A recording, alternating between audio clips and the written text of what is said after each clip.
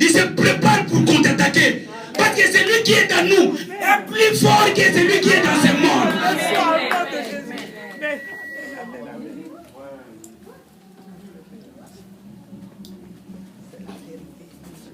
La Bible dit, Dieu les a mis dans le désert. Et dans le désert, ils ont commencé leur pèlerinage. Comme nous ici. Alors, le désert, c'est quoi? Vous savez, à l'époque, les gens qui ont commencé la vie chrétienne avant, moi, Dieu m'a fait grâce de débuter ma vie chrétienne en 86. À l'époque, j'étais en 5e des humanités, non, 6e primaire. Que Dieu m'a fait grâce de m'appeler par le biais de mon frère, le mari, la sœur et l'allié. C'est lui qui s'est repenti avant et il nous prêchait à la maison. J'ai commencé ma vie chrétienne en 86. À l'époque, quand on a débuté la vie chrétienne, vous savez, il y a un fléau qui a frappé l'église. Vous savez, le fléau, c'était quoi? Il y avait deux fléaux à l'époque. Le premier fléau était les frères en Christ. Tu les vois jour et nuit. Il est concentré dans la Bible. Il médite. Et même si tu lui donnes une claque, il ne va même pas répondre.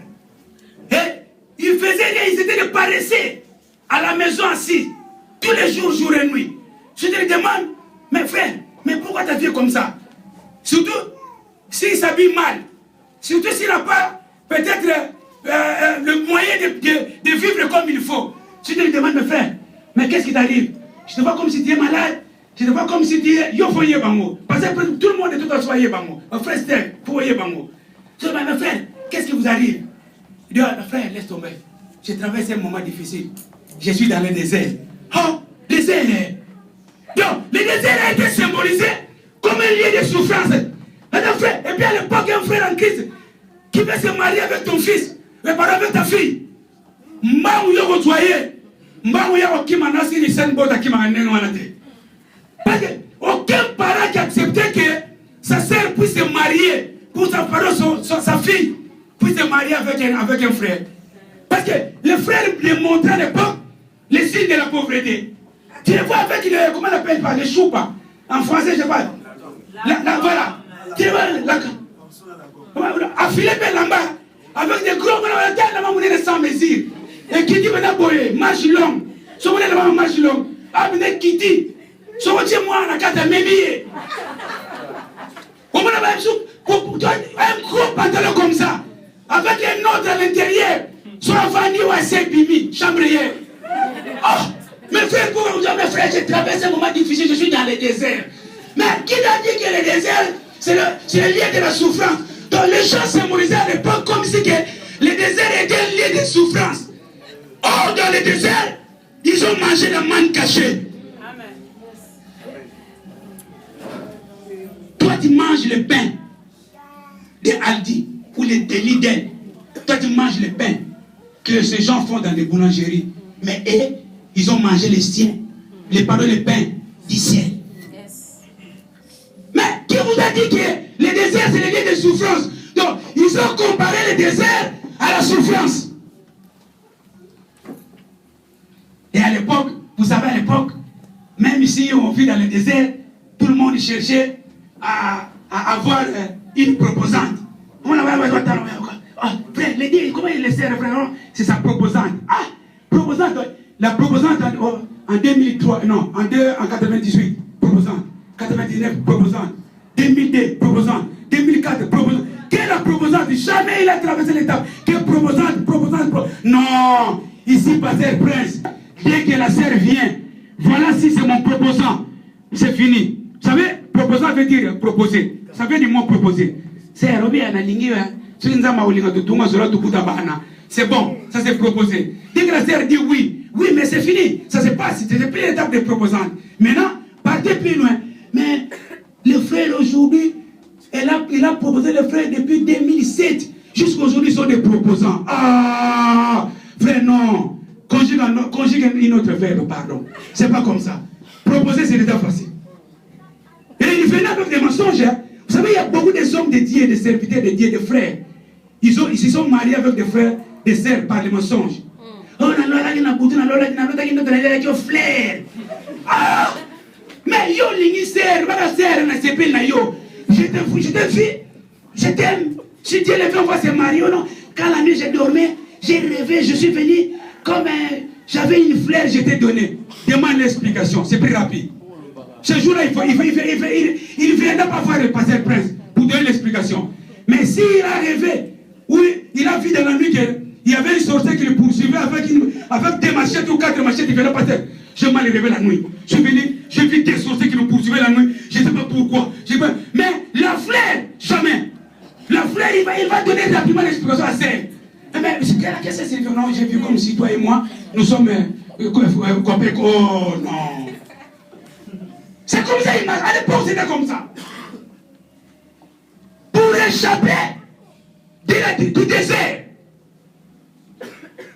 Parce que les gens s'est levés à l'époque. Le désert a été symbolisé comme un lieu de souffrance.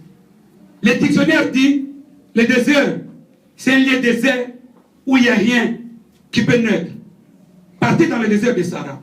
Un jour, prenez l'avion, partez en Afrique, partez dans le désert, regarde en bas, tu vas voir. Et rien, même pas des arbres, que, comment dirais-je, du sable, que du sable. Mais Dieu les a mis dans le désert. Mais pourquoi Dieu les a mis dans le désert? C'est la seule question maintenant qu'on se pose. Frère Steph, mon frère, par l'amour du Seigneur, mon frère, lis-moi Deutéronome 8, verset 2. Souviens-toi de tout le chemin que l'Éternel, ton Dieu, t'a fait faire pendant ces 40 années dans le désert, afin de t'humilier et de t'éprouver, pour savoir quelles étaient les dispositions de ton cœur et si tu garderais ou non ses commandements. Alléluia. Là maintenant, c'est Dieu qui parle à son peuple. Le peuple est sorti de l'Égypte. Dieu les a mis dans le désert. J'ai dit tout à l'heure, l'Égypte c'est le monde. Alors, le désert maintenant c'est quoi? J'ai expliqué tout à l'heure que les gens croient que le désert c'est le lieu de souffrance. C'est le lieu où rien peut se produire. Non. Le désert aujourd'hui, moi je le définis comme l'église. Le désert, mais bien aimé, je le définis comme l'église. La question maintenant doit être renversée. Pourquoi dans l'église? La Bible dit Dieu a pris le peuple. Il les a mis dans le désert. Vous savez quand le peuple de Dieu est sorti de l'Égypte, je vais vous dire une chose. Tout le monde qui est sorti de l'Égypte, il n'était pas hébreu. Tout le monde qui est sorti de l'Égypte, il n'était pas hébreu. Quand l'Israël est sorti de l'Égypte, il y a un peuple qui a suivi les Hébreux, qui a suivi l'Israël. Ce peuple qu'on appelle un peuple ramassis, un peuple qui n'appartenait pas au Seigneur. Et Dieu a fait ce peuple ensemble avec le peuple de Dieu. Vous savez, l'Israël, la Bible dit, ils ont pris du temps en Égypte. Ils ont fait 430 ans. Je vous dis une chose. Là, je parle français. Je ne parle pas lingala quand même. Tout le monde comprend. Amen. Vous comprenez que je parle français, Maman Sylvie? Vous savez, mon accent de français n'est pas égal à l'accent de français de Nechama. Si Nechama parle, vous allez voir que c'est comme si un français qui parlait. N'est-ce pas? Si Yannick parle ici, vous allez dire que non. Celui-ci, c'est un français. Vous savez pourquoi? Parce que, maman Régine, attends, salut ma case, on français n'est pas en rien. On va attendre de gêner 42 jours, jamais. Bon, ma mindele. Vous savez pourquoi? Parce que ces enfants, ils sont nés ici, grandis ici. Et il y a d'autres enfants, même leur comportement, vous allez voir, textuellement comme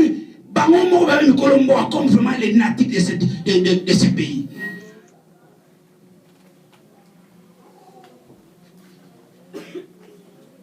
Vous avez déjà vu chez nous un enfant qui sort à la maison, qui part à l'école avec un couteau pour faire le maître à l'école. Qui a déjà vu ça à l'école? En Afrique, chez nous? Jamais. Rien. D'ailleurs, chez nous, tu fais une gaffe à l'école, film ou reçoit, tu vas être tabassé plus que même ta mère comme elle te tabasse à la maison. Tu sors de l'école. Vous savez, j'ai une cicatrice ici. Film on m'a tabassé à l'école, c'est comme si j'étais l'enfant de ses papas. Il m'a tabassé grave. Mais ici, tu fais ça, c'est un problème. Ce qui fait que les enfants prennent les comportements maintenant d'ici.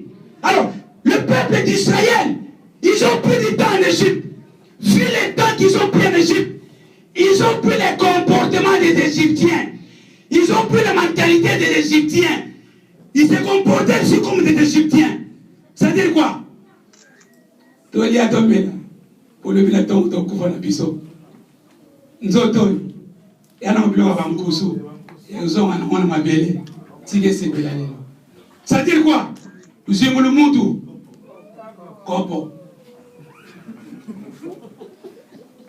Ils ont pris les comportements des Égyptiens. Or, le plan de Dieu était que ce peuple sorte de l'Égypte pour la terre promise, là où le lait et le miel coulent, là où il y a la vie, là où il y a la sainteté. Alors le peuple était souillé. Dieu dit non. Si je permets à ce peuple de quitter l'Égypte. Or la Bible dit dans le livre de Deutéronome 8, si je ne me trompe pas, Moïse a dit même que laisse-nous Pharaon de sortir. Nous allons partir à la terre promise qui Dieu nous a promis afin de célébrer le culte, donner notre offrande et honorer notre Seigneur. Nous marcherons pendant 3 jours. Donc c'est-à-dire que dans le plan de Dieu, la sortie de l'Égypte pour les Canaan était préparée pour 3 jours. Mais la Bible dit, ils ont fait 40 ans dans le désert. Mais pourquoi Dieu les a mis dans le désert? La Bible dit, c'était d'abord pour les humilier. Mon frère, ma soeur, dans le Christ, tu viens. Dieu t'a mis dans le Christ, où tu écoutes la parole de Dieu, où jour et nuit on te prêche. Le pensée de Dieu, c'est de t'humilier. C'est-à-dire quoi? De s'effacer et de laisser Dieu dominer sur toi. Et de laisser Dieu régner sur toi. Et de laisser Dieu prendre la possession de ta vie. Vous savez, le contraire de l'humiliation, c'est l'orgueil. Parce que dans l'homme, à l'intérieur de l'homme, au-dedans de l'homme, la nature de l'homme, c'est une nature orgueilleuse. Vous savez, tout l'homme en lui, il a l'orgueil. L'homme en lui-même, il a l'orgueil. Ah, c'est bien, tu es bien habillé. Ah, laisse tomber. Moi, je sais bien placer les habits. Ah, frère, tu es intelligent. Ah, frère, laisse tomber moi. Laisse tomber moi quand j'étudiais, j'étais très intelligent. Laisse tomber moi. Tu vois les moi là? Moi. Vous savez moi? Moi, j'ai défini moi. Il y a 3 lettres dans le moi. M-O-I. M, c'est maladie. O, c'est l'orgueil. I, c'est incurable. Donc moi, je veux dire maladie d'orgueil incurable. L'homme en lui-même est orgueilleux. L'homme est un orgueilleux. Alors, tu as vu l'orgueil de l'homme. Tu as vu la disposition du cœur de l'homme. Il dit non. Si ce peuple quitte ici pour arriver facilement à la terre promise, il y aura un scandale dans la terre promise. Il faut qu'il traverse dans le désert pour les humilier. Vous savez aujourd'hui, frère, pasteur, la parole de Dieu est devenue comme, comment dirais-je, comme la récitation. On peut prêcher comme on veut. À l'époque, quand on récitait les catchs en Afrique, tu vois, et dis, on donne les coups. Boum, 2, 3, 4, 3, il va tomber, il descend, après c'est terminé.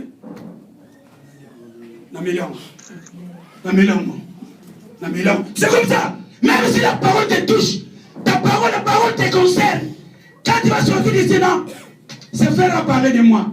Peut-être que quelqu'un lui a parlé de ma vie. C'est pour ça. Mais frère, si la parole ne te parle pas, qui d'autre va te parler? Parce qu'il n'y a que la parole qui change l'homme, il n'y a que la parole qui transforme l'homme. Ici, nous ne prêchons pas les animaux.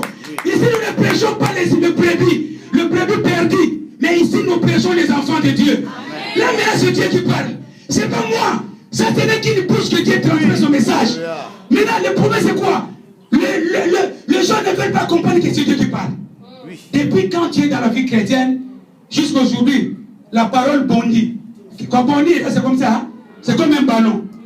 Pas. Et son amour. Or, la parole doit pénétrer à l'intérieur pour laisser ses traces. Car cette parole que nous prêchons, c'est l'épée. C'est l'épée qui transperce le cœur de l'homme et entre l'intérieur. Tu ne veux pas changer. Mais si on te demande, depuis quand tu es dans la vie chrétienne? C'est depuis 1882.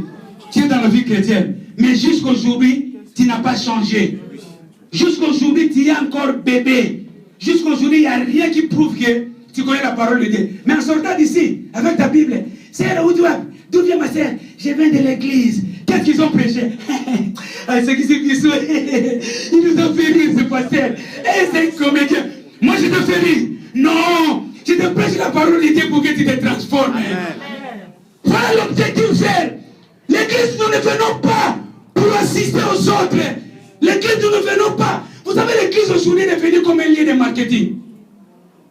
Parce que je pars en Chine, j'ai mes affaires, on s'appelle Thomas en église. Et ouais, il est pressé qu'il décide à l'oki. C'est comme les liens de marketing. Non, frère, ici, Dieu nous a mis ici afin de nous humilier. Afin de nous humilier. Nous devons être humbles. Nous devons être sombres devant le Seigneur. Laissez la parole prendre la place dans nos cœurs. Laissez la parole monter sur nous. Laissez la parole nous transformer. Et la Bible continue. Juste quelques minutes, je vais finir. La Bible dit, afin de nous éprouver. D'abord, Dieu dit que non. Souvenez-vous l'Israël de tout chemin que moi, le Seigneur, je vous ai fait transporter dans le désert pendant 40 ans pour vous humilier. Et la Bible dit, et vous éprouver. Vous savez, il y a un adage qui dit, tout ce qui brille, ce n'est pas de l'or. Amen. Regardez. Voilà, c'est le pasteur bienvenu. Ça brille, hein? Hein, pasteur? C'est de l'or, hein? C'est de l'or. C'est vrai. C'est de l'or, ça. C'est vrai, hein? Oh, donne-moi.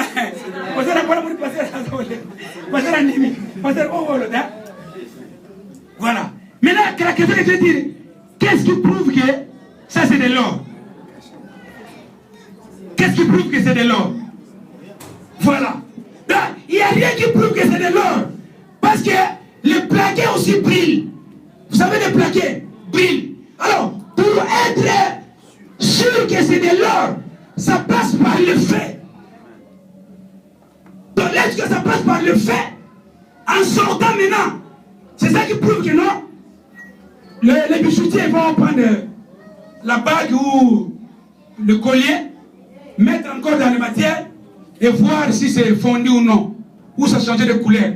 Des plaqués lorsqu'ils passent dans le feu. En sortant, c'est fini. C'est des rouges ou jaunes en sortant, et comme bleu ou noir. Par contre, de l'or en sortant, ça reste toujours de l'or. Maintenant, ça c'est le peuple de Dieu. Dieu dit, ah bon, tous ces gens qui sont sortis de l'Égypte sont mes enfants. D'accord. Entrez dans le désert. Maintenant, je vais vous éprouver pour voir qui est mon enfant et qui n'est pas mon enfant. Parce que Dieu savait qu'au milieu, il y avait des ramassis qui semaient des troubles. Lorsqu'ils ont eu faim, ils sont partis voir le peuple. Voilà ce qu'on vous disait. On vous disait que c'est Dieu vous a fait sortir de l'Égypte pour vous tuer. Là, vous êtes bien. Maintenant, faites le nécessaire de se révolutionner contre ce Moïse. C'est lui qui est venu avec sa mission. Voilà. Mais bien, tout le monde qui vient à l'église n'est pas chrétien. Tout le monde, on doit aller à l'église. Les sorciers viennent à l'église. Ou même passer pour la prière au nom de Jésus-Christ. Mais lui, Oh, il dit, oh, toi, je prépare un coup. Toi, tu vas voir ce que je vais te faire. Mais là, on voit, c'est comme si elle est sœur en Christ, mais elle n'est pas sœur. Vous savez, mais, on a vu des problèmes et des problèmes.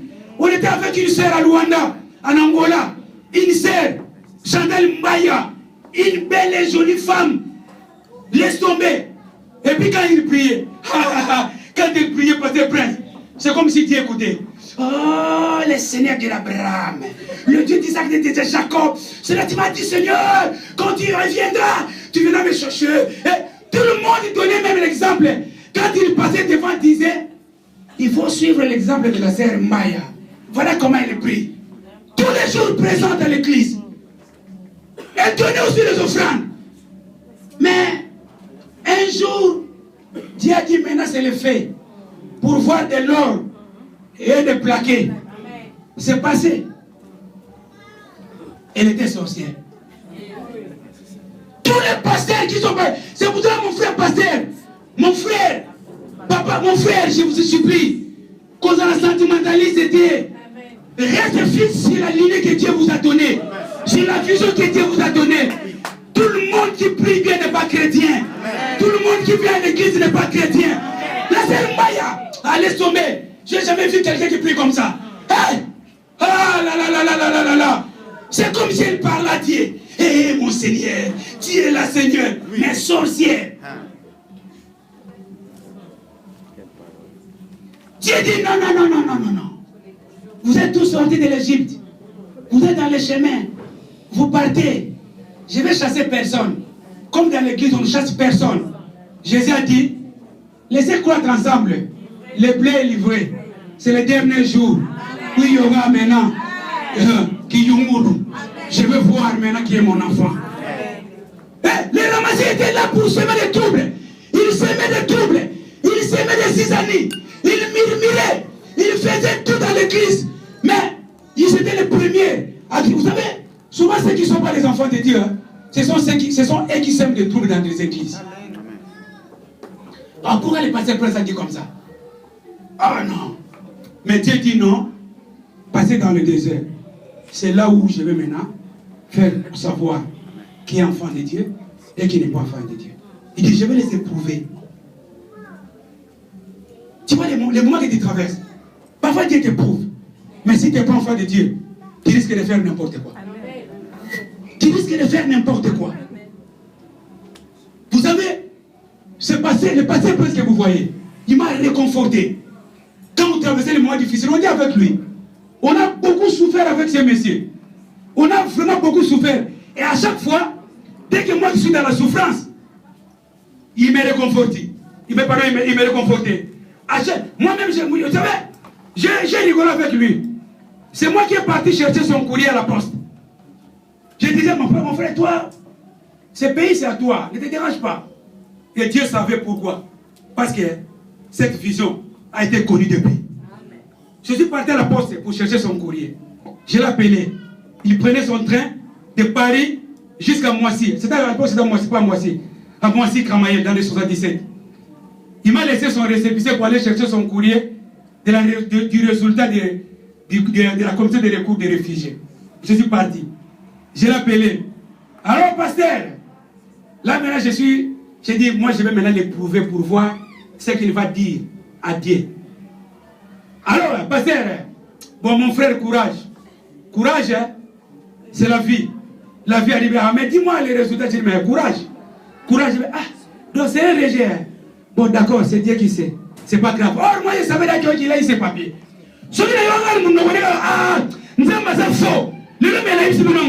J'allais vous dire. Pourquoi? Parce que moi, j'ai fait ça pour l'éprouver et voir la disposition de son cœur. Dieu a traversé son peuple dans les déserts pour les éprouver. Maman Régine, le moment que tu passes, ne crois pas qu'il ne pense pas que Dieu ne voit pas ça. Dieu voit. Et il est en train de t'éprouver, voir si tu es sa fille ou non. Maman Isa, Yozo Okufa. Okufa le note. Maman Namokili. Mounabanza Mouningate. Bisson nous sommes chrétiens. Nous avons la bisson longévité. Pour vivre. Ouais. Mais le problème c'est quoi? C'est qu'il pas de 17. C'est laisse faire. Ah, j'ai vu une sœur, une belle sœur à Lyon. Je connais cette sœur, une très belle. À cause du mariage. Dieu savait qu'il va se marier, il va se marier. Oui, il va encore au moins. Ah, merci maman. On a posé au bon d'année. Au dé. Soit à gouverner la hand. Ah! Donc, l'homme ne comprend plus rien.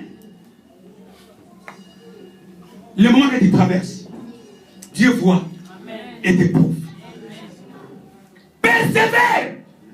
La Bible dit celui qui persévérera jusqu'à la fin sera sauvé. La Bible met dans les Seigneurs. Vous savez, même si ton intelligence, ta connaissance, tes biens sont finis, reste solide devant le Seigneur. Là où l'intelligence de l'homme se limite, c'est là où le miracle de Dieu commence. Amen. Ne fais pas les calculs humains. Ne fais pas même ne prends pas la solution humaine. Ne crois pas que Dieu ne te voit pas. Tes papiers sont en route. Tes enfants sont en route. Ton mariage est en route. Ton appartement est en route. Ton bonheur est en route. Reste solide parce que Dieu te prouve. Dieu ne t'aime personne, mais Dieu prouve pour voir si tu es son enfant. Amen. Qui t'a dit que tu es stérile? Qui t'a dit que yo tout là? Qui? Aujourd'hui tu reçois ton mariage. Car Dieu t'a éprouvé et il a vu que tu es son enfant. Vous savez, oh, passez à cette mobile, je vais me limiter là, excusez-moi. Vous savez, bien dans le Seigneur, Job a beaucoup souffert. Amen. La souffrance de Job a été plus élevée jusqu'à la lit. Mais il a dit, c'est le Seigneur qui donne et c'est le Seigneur qui retranche. C'est le Seigneur qui donne même au centuple. C'est le Seigneur qui restaure. Il va me restaurer. Amen. Ici, il n'y aura personne qui va partir gratuitement au mariage. Oh, parce que le temps passe. Pilon, le pasteur peut se marier, le pasteur peut venir marier, tout le monde est marié et on va célébrer le mariage ici. Car le mariage a été décidé pour tout le monde. La solitude n'est pas Dieu. Dieu t'éprouve, reste solide. Regarde devant toi il y a la vie, devant toi il y a le bonheur, devant toi il y a tout. Vous savez, à chaque fois où l'homme perd la patience et commet les rêves, recule et le bonheur avance. Toi tu recules, non, avance. Nous sommes les gens qui avancent pour remporter la victoire. Car notre victoire a été remportée sur la foi de l'homme. Et la Bible dit encore pour finir que je vous ai mis dans le désert pour savoir si réellement vous gardez mes commandements. Amen. Les commandements, c'est quoi? Les commandements, ce sont des préceptes. Nous avons des commandements. Nous avons des préceptes qui ont été prescrits dans la Bible. Et Dieu nous a donné. Vous savez, j'ai aimé une maman. Cette maman a perdu. Vous savez, ça c'est la mission évangélique de la réconciliation. Vous verrez la semaine prochaine, parce que je vais vous annoncer, la tête de cette mission évangélique de la réconciliation. Le pasteur Gaston Mawete Ngan, le pasteur Mawete, Vitukuru, Vitisilu, il sera là le dimanche prochain. Vous savez, le secrétaire de la mission évangélique de la réconciliation, c'est l'évangéliste. Il était à Londres. On lui a envoyé pour faire les études. Et arrivé à Londres, 2 semaines après, non, 1 an après, j'étais dans la retraite comme ça. Il est décédé. Et sa maman était pasteur. Ils ont pris les corps et envoyé en Afrique. Et Dieu a dit à un homme, j'ai décidé de prendre cet homme pour éprouver cette maman. Si vraiment elle m'aime. Parce que sa maman était pasteur. Les corps descendaient de l'aéroport d'Engil. Ils ont pris les corps, mettre dans le corbillard. Jusqu'à la maison. La maman a commencé à prêcher du début jusqu'à la fin du funérail de son fils. Écoutez maintenant les gens. Hein? Maman, maman, belle. Ah, tu es vraiment.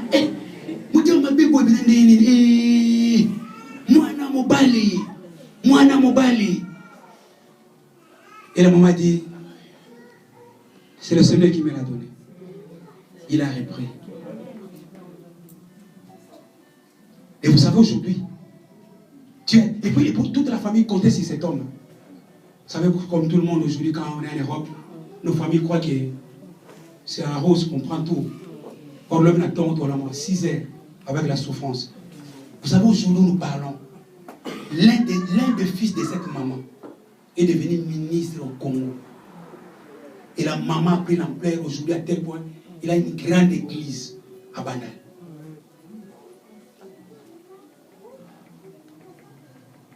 Tu as dit, non, je vous ai mis dans le désert pour savoir si vous gardez mes commandements. Est-ce que tu gardes les commandements? Aujourd'hui, les gens gardent bien l'argent que les commandements. Au moins 2 ans, si tu as laissé l'argent à la maison, tu n'es pas tranquille. Là, si les pompiers passent, parce que tu sais pas peut-être si c'est de toi, tu n'es pas tranquille. Les gens gardent l'argent, gardent les habits, gardent les biens, plus que la parole. Or, la Bible dit que ce livre de la loi ne s'éloigne point de ta bouche. Médite-les jour et nuit. C'est alors que toi, tu vas réussir dans ta vie. Garde beaucoup mieux la parole de Dieu que toute autre chose. Car toute chose que nous voyons est dans la parole. Tout ce que nous voulons, tout ce que nous précisons, tout ce que nous demandons à Dieu est dans la parole. À l'intérieur de la parole. Tout est dans la parole. Tout ce que nous voulons est dans la parole. Donc, il n'y a rien qui est dehors de la parole. Tout est dans la parole. C'est-à-dire que quand tu gardes la parole, tu as tout. Parce que tout est dans la parole. C'est pour ça que je dis toujours, prenez tout ce que vous voulez dans ma vie. Ravisez-moi tout ce que vous voulez dans ma vie. Mais laissez-moi ne fût-ce que la parole. Car tout est dans la parole. Les mariages de la parole. Les enfants de la parole. La maison de la parole. La santé de la parole. Tout ce que nous voulons dans la parole. Voilà la raison pour laquelle Dieu nous a mis dans le désert. Alléluia. Pourquoi dans le désert? C'est afin que tu sois humble. C'est afin que tu sois éprouvé. Afin que Dieu puisse voir si tu l'aimes ou non. Ils ont fait les veaux d'or. Dieu s'est mis en colère. Vous savez, tous ces gens qui sont sortis de l'Égypte, il n'y a que 2 personnes qui sont arrivées à la terre promise. Vous savez pourquoi? Parce que en eux, à chaque fois, lorsque le problème arrivait, ils oubliaient que c'est Dieu qui les a fait sortir de l'Égypte. Ils ont oublié le miracle de Dieu. Ils faisaient de n'importe quoi. Et Dieu les a éliminés tous dans le désert. Il n'y a que 2 personnes qui sont entrées dans la terre promise. C'est Josué et Caleb. Pourquoi? Parce que Dieu les a éprouvés. Dieu a vu que non, ils étaient de Dieu. Toutes les circonstances, ils se tenaient debout pour affronter et vivre jusqu'à la victoire. Tu es contraint de réussir. Tu es obligé de réussir. Parce que sur la croix, il y a un maître qui a tout fait pour toi. Tout ce qui se passe dans ta vie, c'est rien. Le diable sait que Dieu est vainqueur. C'est un combat indifféré. Parce que le diable sait que Dieu est déjà vainqueur. C'est comme quand on regardait dans le film. Bruce Lee, il va mourir. Mais tout le monde sait que non, c'est l'acteur. C'est le gang de film, il ne va jamais mourir. Amen. Toi, tu es le gang de film. C'est ça, parce qu'on dit gang, hein? Toi, tu es acteur. Toi, tu es acteur principal de ce film. Tu ne mourras jamais sans accéder à la victoire. Car la victoire a été destinée pour toi. Mettons-nous pour le pays.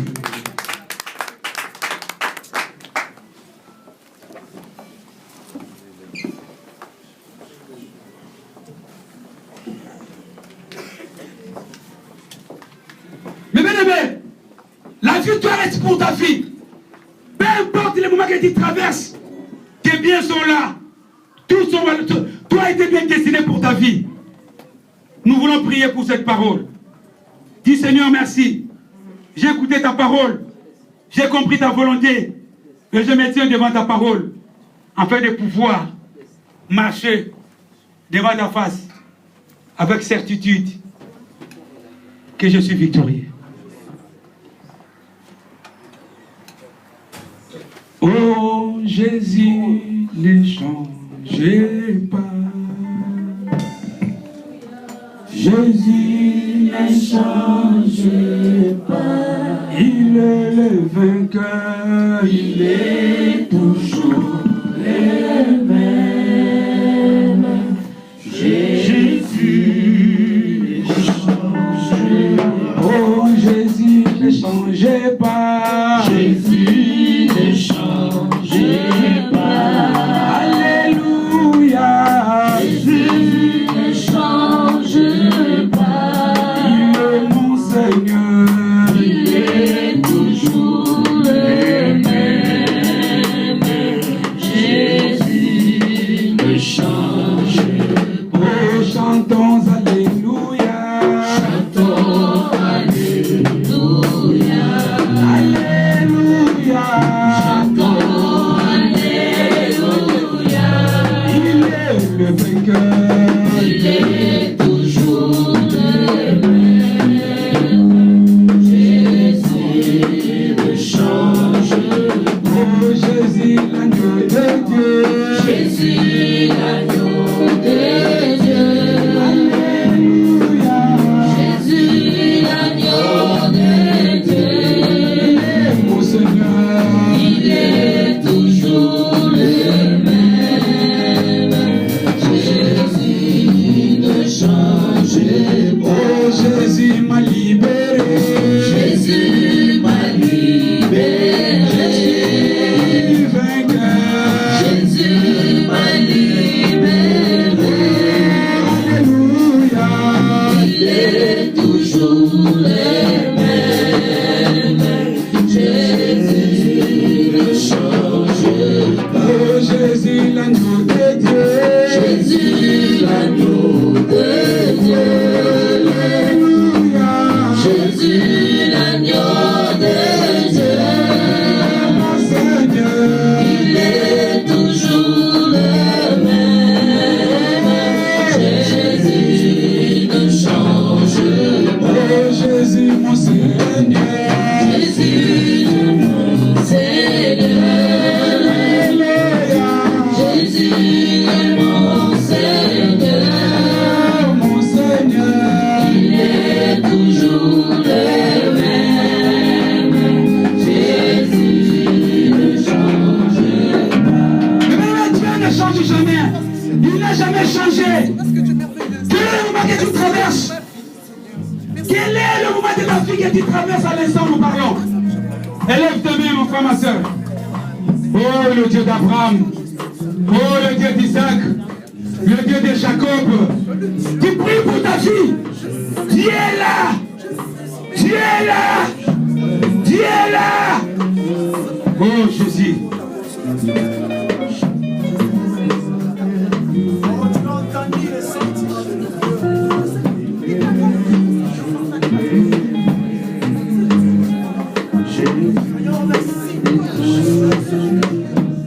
Dieu a vu ta souffrance. Dieu a entendu les cris de ton cœur. Dieu a aussi le gémissement de ton cœur. Mais il n'y a que lui qui console. Il n'y a que lui qui accorde la paix et la vie. Il n'y a que lui qui accorde la victoire. Il n'y a que lui qui a la solution de ta vie. Il n'y a que lui. Il n'y a que lui. Il n'y a que lui. Il n'y a que lui. Il n'y a que lui. Il n'y a personne. Personne d'autre. Pas de pensée. Pas de calcul. Relève tes mains. Le passé de l'église va prier pour ta vie. Si tu es touché pour la parole de Dieu, je te prie de venir ici devant. Si réellement tu sens que cette parole te concerne, bien-aimé, je te prie de venir devant.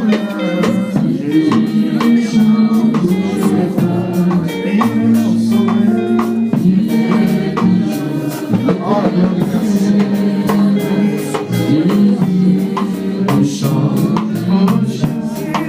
c'est toi le Dieu des miracles.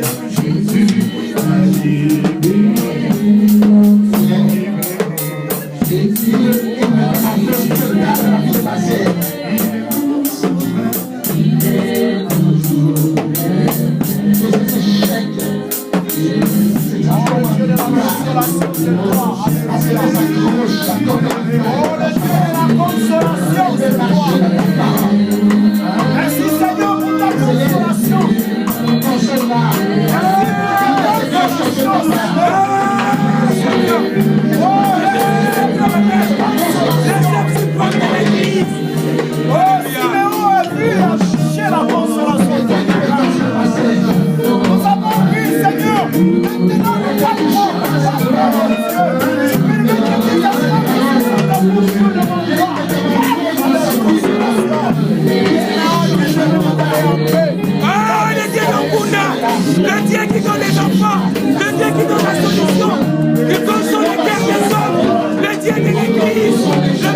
bâtiment de l'église, ce péché t'appartient, Jésus.